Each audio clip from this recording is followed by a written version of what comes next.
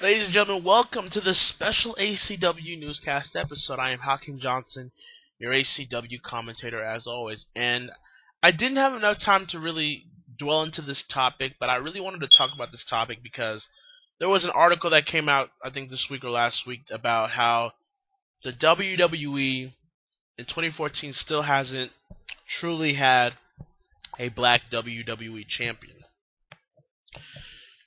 Now, I have a lot to say about that, and I can see both sides' arguments. But before we really get into that, I just want to just acknowledge, first of all, that I'm not saying, or what I'm about to say, I'm not going to say that the WWE is racist. I don't really believe that the WWE is a racist organization or a racist company.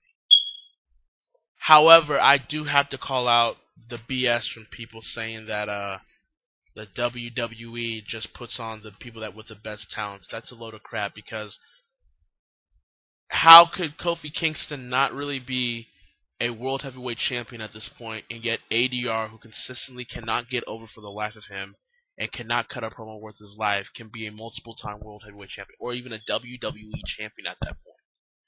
He can get all these accolades. He can win the first ever 40-man Royal Rumble. He can win the Money in the Bank contract. He can be a former WWE champion, a multiple-time World Heavyweight champion. He can be constantly pushed to the main event, and yet Kofi Kingston can't get that break either. So I have to call out the BS about people saying that WWE isn't about that. Are they racist? No. Do they have racial overtones, or do they have certain prejudice towards how they want to run their company? Absolutely. And there's really nobody that's going to convince me otherwise, because I have history to back me up on that. How much history? Take a look at Bobo Brazil, who used to work for Vince McMahon Sr. Bobo Brazil was probably one of the most over talents in the 50s and 60s of the WWF when he worked under McMahon Sr. And yet he was paid way less than the local jobbers that would wrestle for the WWF. Just think about that.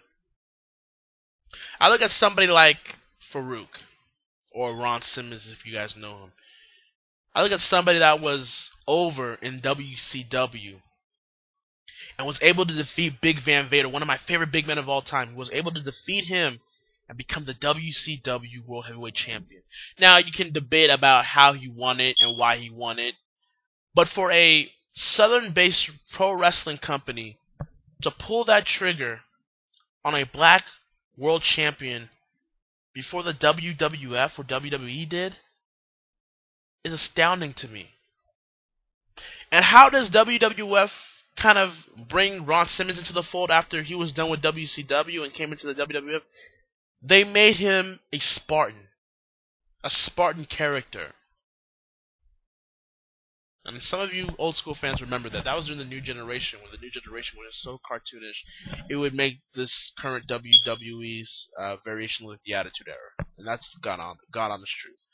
But, and then you transition from that into the Nation of Domination, which it's a stable that I loved. It's a stable that is one of my favorite stables of all time. But he was a black militant leader. And eventually he became the Acolytes that turned into the APA and turned into the guy that says, "Damn!" But what I'm trying to get at is that Ron Simmons never fully materialized in the WWF when he could have, like the WCW made him out to be with him being the World Heavyweight Champion. I look at somebody like the Junkyard Dog. Again, back in the 80s, it was hard-pressed to say he wasn't one of the most over talents in the Mid-Atlantic, Texas areas, and eventually the WWF. It's very hard-pressed to say that the Junkyard Dog wasn't over, because he was.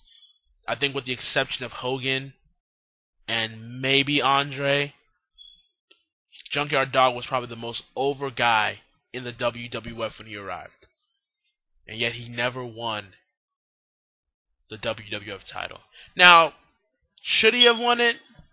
Maybe, maybe not. I mean, you're talking about an era where you had Hogan, Savage, Andre, DiBiase, Warrior, who else am I forgetting? Sergeant Slaughter, the likes of those guys. So maybe Junkyard Dog wouldn't have been a WWF champion during that era of guys that were there. But man, you could have made the argument that he could have. And I think the crowd would have accepted it too. Probably would have still been hostile, but I believe the Junkyard as a WWE champion wouldn't have been the worst thing in the world. I think the Junkyard Dog could have really been a huge asset and really would have made the African American community that does watch wrestling. See, people forget that thing. I mean, pro wrestling might be not as popular as it once was, but the African American community views professional wrestling as a family tradition. Now, some of these fake tough guys and fake gangsters and fake hipsters want to come in here and say, oh, I don't watch pro wrestling. That's gay. That's fake. But ultimately, they used to be a fan.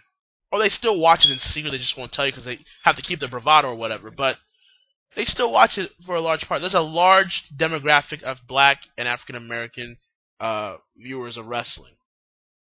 But you look at the Junkyard Dog, and he was never the WWF champion. Again, you got to question those practices. You look at somebody like Ahmed Johnson. Now, Ahmed Johnson had his little bit of detriments. He had his injuries, wasn't really good on the mic, kind of was not that passable as a in-ring worker. But man, when he was getting pushed during the new generation, Ahmed Johnson was a believable world champion. I think you could have even given him not even as a transitional champion, like a 1-month title reign. You could have made him a plot device champion. You could have made him a guy that won the title out of nowhere, only just to lose it back to, say, a Bret Hart or a Shawn Michaels or an Undertaker or a Sid Vicious. You could have done that, but you chose not to. What I'm getting at is that there are a lot of black talents during the pro wrestling history that could be made an argument that they could have won the world title during their stay in the WWF or WWF or WWE, and they just haven't. Now, here comes the bull crap, and here comes the argument that, well, The Rock was a WWF, WWE World Heavyweight Champion. And I think that's a cop-out from those people that use that excuse, because although The Rock is half black, The Rock in interviews has more so acknowledged his Samoan heritage than his black heritage. So he doesn't really count himself as a black world champion, more of the Samoan lineage through his mother. And, through his grandfather, High Chief Peter Maivia. So, even then, and even if you want to make the argument that he is a black world champion, he was still half black. So, he wasn't even fully black to really be considered that. And the reason why The Rock ultimately won the title, because you couldn't deny greatness. You can't deny talent. The Rock could not be ignored. You had to pull the trigger at some point. Whether maybe some people didn't like it or not, whether that's Shawn Michaels or whether that's Triple H or whether that's anybody else in the WWF. And Bret Hart's autobiography will tell you that Shawn Michaels and Triple H are just a few of many people that didn't want The Rock to really excel to where he is today. But The Rock's talent could not be denied. You had to put the title on him at some point. This guy was a supernova waiting to be exploded. He had the in-ring work at a decent to good level. His mic skills were awesome and phenomenal, even though his mic skills have been overrated at times now in this current age of wrestling. Because I can name 5 people better, but that's for another day. Great presence, extraordinary charisma, a believable and lookable, legit world champion. You had to do it. Then again, I go back to WCW and Booker T. Now, here's another cop-out argument that I always hear from people with this issue. Well, Booker T was the World Heavyweight Champion. Yes. Booker T, or I should correct you, it was really King Booker, remember? Does people forget that part? King Booker, the caricature of Booker T, The one that was looked at as such a joke and as such a comedic relief that when Triple H came back, he squashed King Booker so much that King Booker left to go join TNA for a while. Yeah, that King Booker. And he had to win the World Heavyweight Championship. It couldn't be Booker T, the legit Booker T, the 5-time WCW champion, one of the most best tag teams in the 90s with Harlem Heat and Stevie Ray. It couldn't be that Booker T. It had to be King Booker. And even then, you say Booker T won the World Heavyweight Championship. Yeah, the World Heavyweight Championship, not the WWE Championship. The World Heavyweight Championship has always been seen as a second-tier belt compared to the WWE title. Oh, you doubt me? So why has the World Heavyweight Championship opened up WrestleManias before? Back-to-back WrestleManias. Why has the World Heavyweight Championship been the opener for WrestleMania? Exactly. So, you're talking to Booker T, a guy that eventually won the WCW World Heavyweight Championship for 5 times. A 5-time WCW World Heavyweight Champion. Now, granted, WCW was already on its deathbed and was about to croak, and they pretty much were just trying anything at this point. But the fact is, the WCW had no problem putting it on a guy like Booker T. Because, like The Rock, Booker T had a lot of enormous talent and charisma that could not be ignored. So, they pulled the trigger on him, and yet the WWE couldn't even go all the way with him by giving him the company's title, not the World Heavyweight Championship, the company's title, the WWE Championship. And I remember when he did compete for the WWE Championship. For the World Heavyweight Championship. Remember WrestleMania 19 against Triple H? Remember that feud that had a lot of racial overtones coming from Triple H and Ric Flair against Booker T? Remember all that stuff? How Triple H stated that people like you can't win world titles. Like, this is not a business for people like you, that you're a criminal, that you're a thug. Remember those type of promos that Triple H did to Booker T leading up to their match at WrestleMania 19? That's kind of in a way how the WWE thinks about their black performance in terms of the World Heavyweight title. Then we get to Mark Henry, another guy that people say, well, Mark Henry won the World Heavyweight Championship. Again, you had to do it. Mark Henry, in 2011, was the man. He got SmackDown's ratings in record numbers. Record numbers that they haven't seen in years. So the interest was there with Mark Henry as a World Heavyweight Champion. Again, not WWE Champion, heaven forbid, but at least as a World Heavyweight Champion, there was a lot of momentum and buzz of a Mark Henry title run.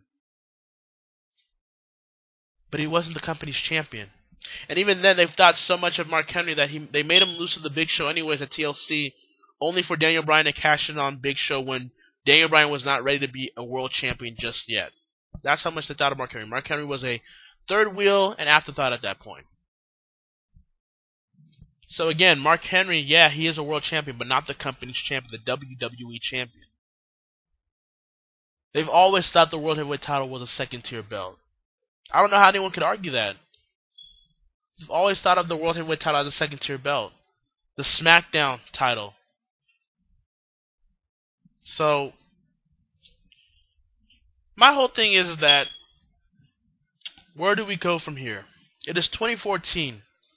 It is 2014, and after all those examples, I still feel in the company's 50-plus year history, there is still no black WWE champion. And in a way, it kind of... I don't want to sound like one of those people that pull the race card, because I hate when people do that too. So don't get it twisted. I hate when people do the race card bullshit. But in a way, as a black man myself, it does irritate me, because it's 2014 and most sports have been dominated by the black athlete. You go to football, the black athlete dominates football, maybe except the quarterback position, but even then the quarterback position is starting to change. The culture of the quarterback is starting to change. You can look at Super Bowl this year. You can look at this year's Super Bowl, for instance. You're looking at Peyton Manning, and I am a Broncos fan till I die. But you look at a Peyton Manning, a white bread pocket passer quarterback, facing a more hybrid, new, young, quick speed, agile quarterback in Russell Wilson. I almost said Russell Westbrook now. Russell Wilson. And he was able to shut out the Broncos' Asian defense, and the Seahawks' young defense was able to completely psych out Peyton Manning and his traditional pocket passing quarterback skills. And they won Super Bowl this year. You look at the NBA. Is anyone really going to deny that the black athlete doesn't dominate in that sport? Get the hell out of here. You even look at the baseball world today. Yeah, it might be a majority of still white people, Americans still playing that, but you see it now that there are a lot of more black athletes in that sport, and even a lot of mulatto black people from Southern American countries that are being injected into that sport as well. So eventually that's going to be dominated as well. Soccer, you have all these teams, these international teams that used to be exclusively towards whites only. I'm talking to France, I'm talking to Germany, I'm talking to the Netherlands. And now they're incorporating international black people into their teams, and they tend to win games now. And you've got these African countries now, and these South American countries, rising up to the occasion and performing very well, whether it's an international or club sport for soccer. So, what I'm trying to get at is that in 2014 and beyond, the black athlete is truly dominating the way we look at sports today. But apparently, the WWE in 2014 thinks and wants us to believe that the white athlete still rules all. And I think that's a load of crap. Now, I know people will use the excuse that, well, pro wrestling is not a sport. So why do you compare pro wrestling to all those other sports? And in a way, you're right. There are different, unique attributes and accessories when it comes to pro wrestling. But ultimately, it still revolves around the sport of wrestling, period. You can call it a soap opera, you can call it entertainment, you can call it sports entertainment, but that's all for marketing. Today's wrestling business is more of a spectacle and more of a television-driven product, yes, but ultimately still revolves around the in-ring action and the sport and the athletic abilities of professional wrestling. Without it, you might as well have a soap opera, right? And I look at TNA. Now, you can say a lot of things about TNA, and some of it is justified, trust me. I will be right behind you when the time comes. But when I look at TNA's history, even they have the more modern common sense to know this as true. You look at Bobby Lashley right now. He's the current TNA World Heavyweight Champion. And the funny thing is, and I'll get to this when I go to the WWE side again, but Bobby Lashley's not being packaged as a thug, as a shucker and a jiving dancer. He's not being perceived as one of these hood rats. He's not being perceived as any stereotypical black male in professional wrestling. He's just a badass, dominant son of a bitch that will run you over if you don't move the hell out of the way. And he is a dominant heel world champion that is winning cleanly. Yes, that is believable. Yes, he's a heel, but how long has it been since you've seen a heel win matches and world title matches at that cleanly? That builds the legitimacy of that title, and it builds the legitimacy of the person carrying that title in Lashley.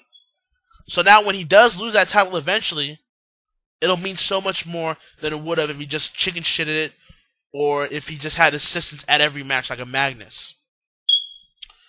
So Lashley being the world champion for TNA is a very good thing. It's believable, it makes the company and the title and the man legitimate, and it moves towards the cultural shift that you're seeing in today's society. Yes, white Americans and white people may be a plurality, but it's no longer the majority. In 50 years' time, it's going to either be a majority of African Americans, Hispanics, or just interracial races in general. It's not going to really be a white majority anymore in 50 years' time. Maybe even sooner if we're not careful. So Lashley is the TNA World Heavyweight Champion and is being presented as somebody that is not a black world champion per se, but a world champion that happens to be black. He's being presented as a legitimate wrestler, a legitimate champion, despite his race. And even if you go back to TNA's history, back in TNA's early days of 2002, 2003, 2004, when TNA had the NWA World Heavyweight Championship as their main title, they gave it to R-Truth, who was known back then as Ron the Truth Killings. They gave their NWA World Heavyweight title, and I know that title doesn't really mean crap anymore, but still, they were allowed to give that title to R-Truth. And he was believable. Yeah, he was more of a urban street thug, I guess, quote unquote, but he was still, back then in TNA, a guy that you can believe as a world champion, that people liked, that people got behind, that people supported, that people wanted to see him in matches and segments with. And I remember those days of the 3 Live Crew when Ron Killings was the champion back then. That stuff was awesome. And now what is he doing in WWE? Now what is he doing? He relies on his shitty raps, which are shitty, and he's just shucking and dancing now.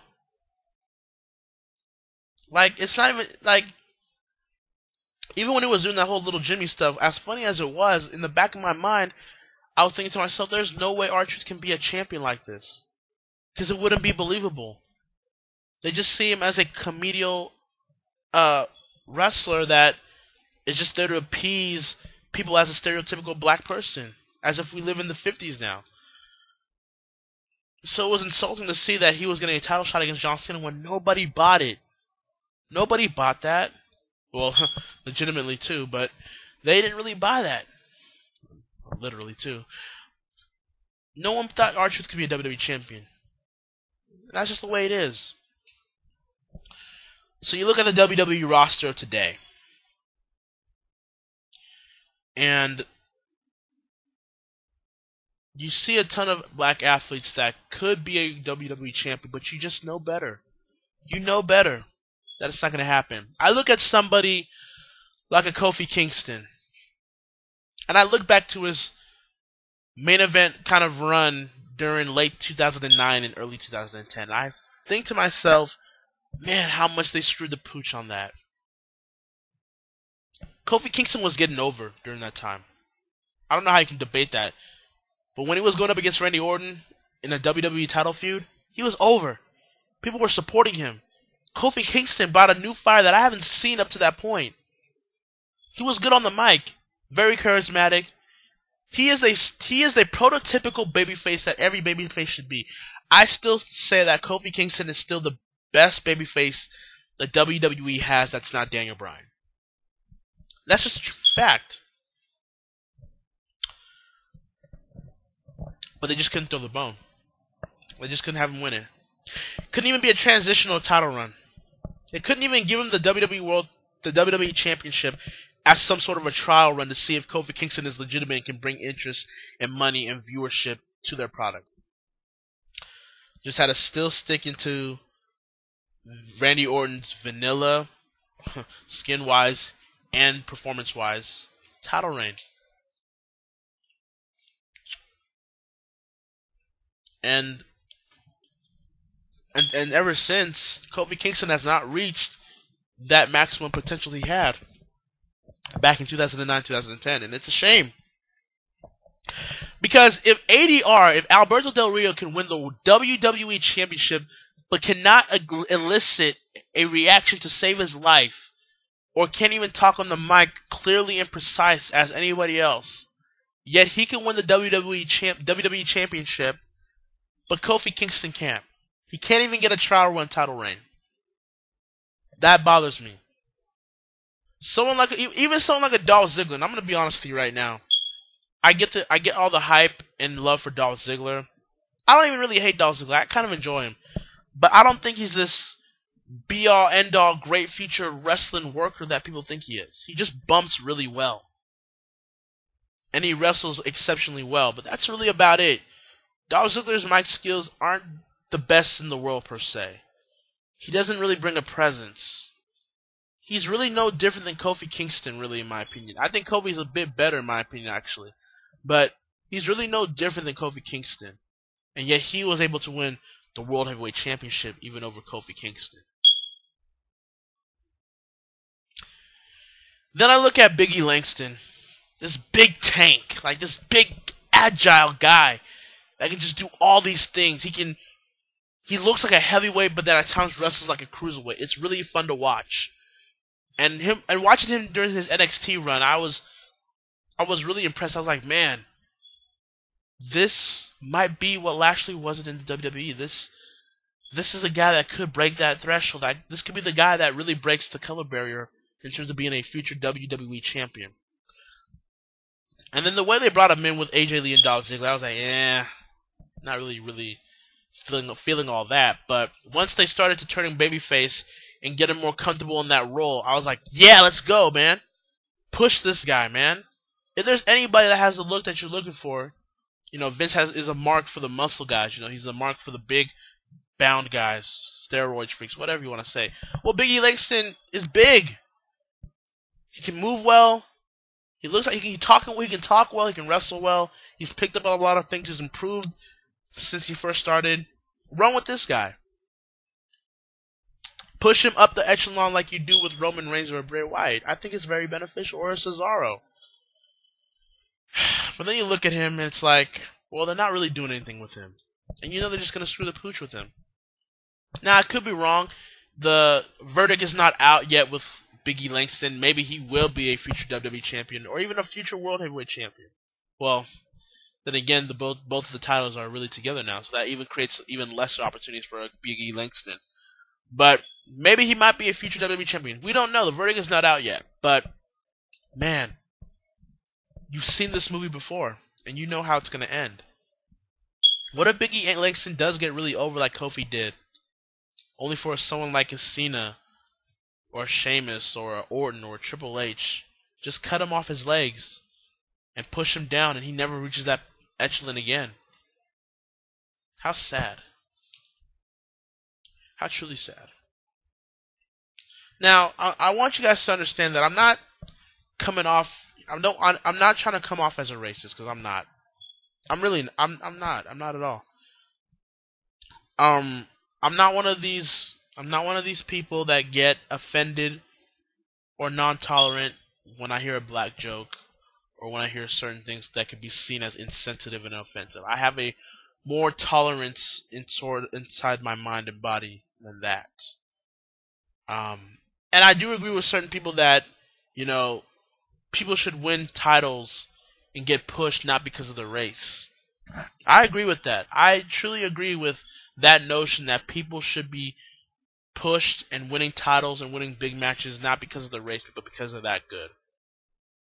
But I'm sorry, that's not the reality we live in. Not in WWE's reality of 2014. That's just not what we live in. And maybe it's because maybe this philosophy is only because Vince McMahon is still in charge. Because let's not get it twisted, people. Vince McMahon, as much as he wants to think he's a northerner, he's from the South. Vince McMahon is from the South. I think he's from North Carolina, right? He still has that philosophy of the Good Old Boys Network. Which is funny and ironic because WCW, NWA, and TNA pulled the trigger before the WWEF did. But the fact of the matter remains that Vince McMahon is a good old boy. And he has that philosophy that, well, black people are black superstars. They can do business and draw money here and there. They can entertain the crowd here and there. But as long as they're not our top champion or our top guy, that's all that matters. And I truly believe that Vince thinks that. I'm not saying he's a racist for it. But I think he's prejudiced when it comes to that. And nobody wants to call him out on that. And nobody wants to call the WWE on that practice because people don't want to rock the boat. People don't want to say, well, you can't really say that. Yeah, I actually can, because history kind of dictates that. People need to stop being cowardly when it comes to this issue, because it's an issue that needs to be brought up. It's an issue that needs to be discussed. Now, what I don't want happen, because the article that came out this week, is about how the WWE doesn't have a black WWE champion in 2014.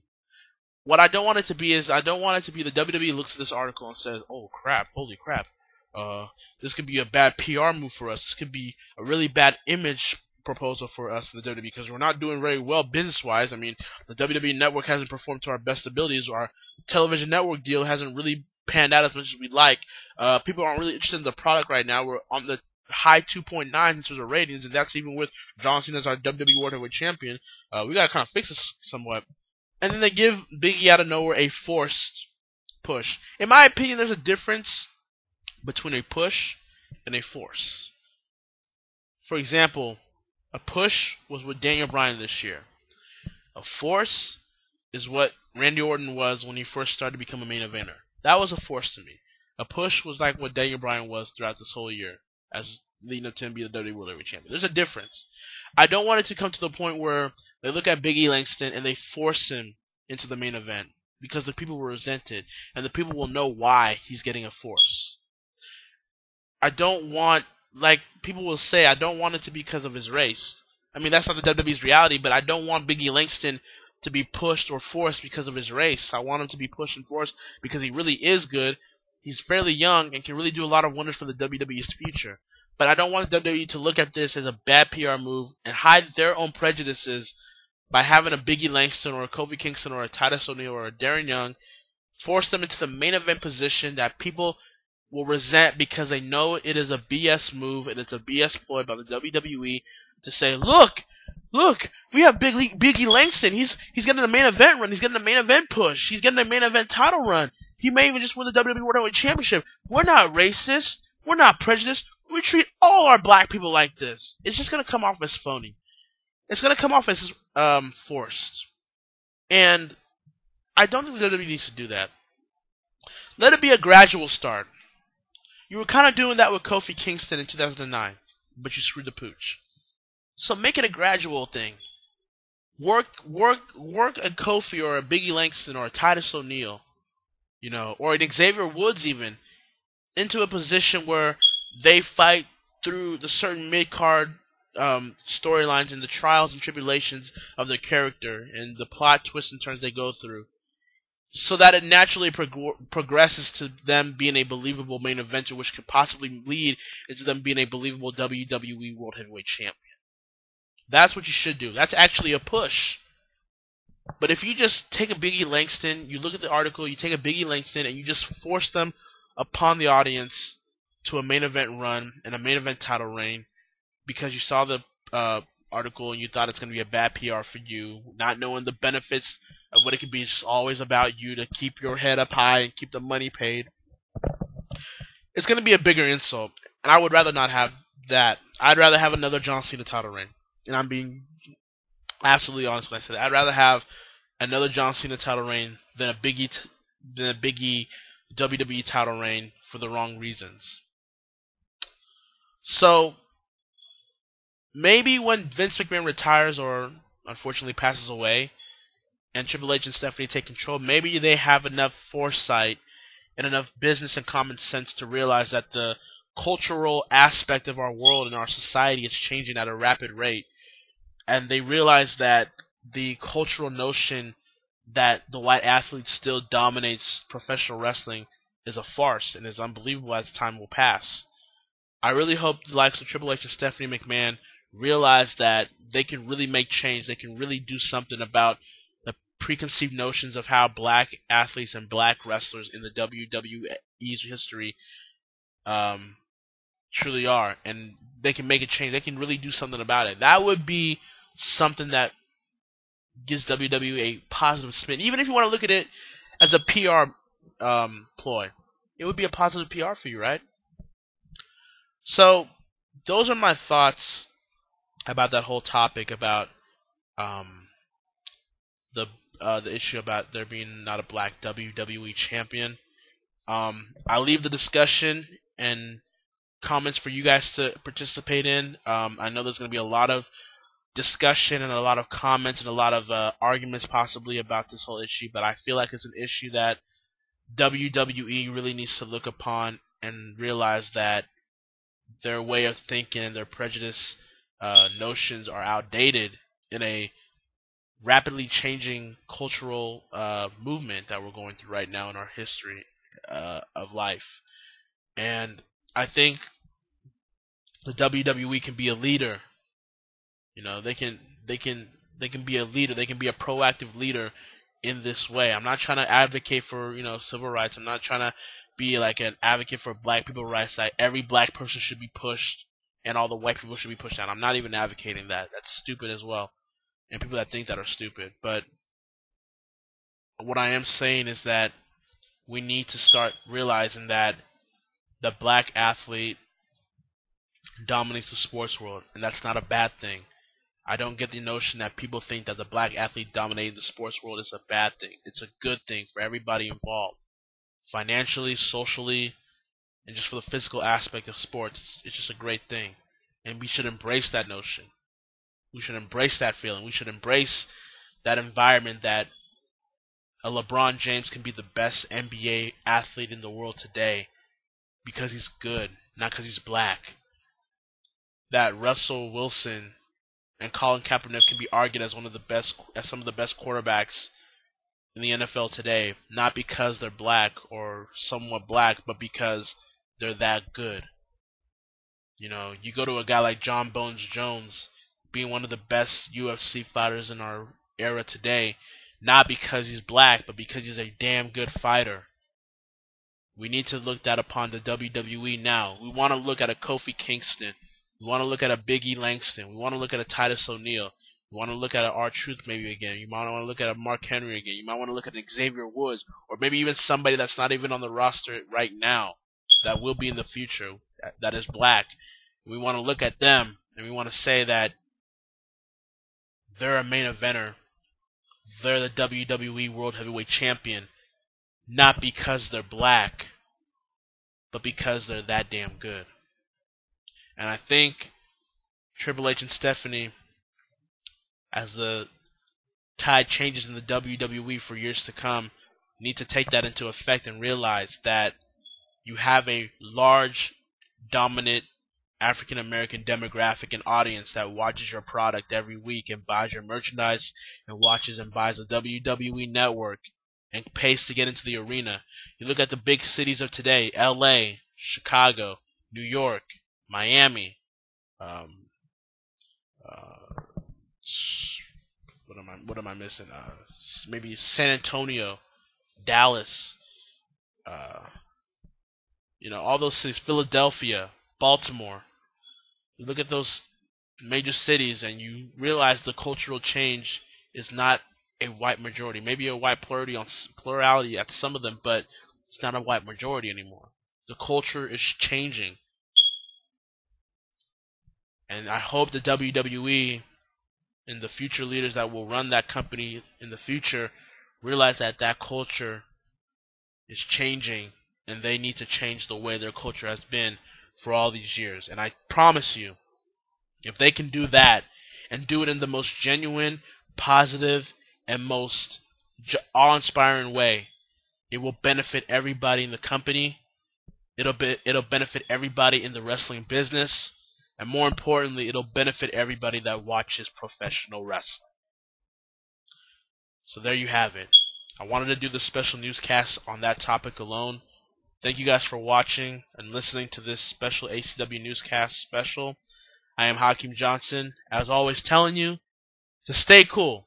Stay cool. And make sure you guys can discuss and debate the topics that I covered today and discuss what you feel about this issue. And let's talk about it. Let's have a general discourse about it.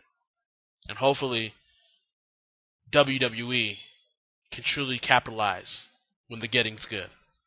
Stay cool, guys. See you guys later.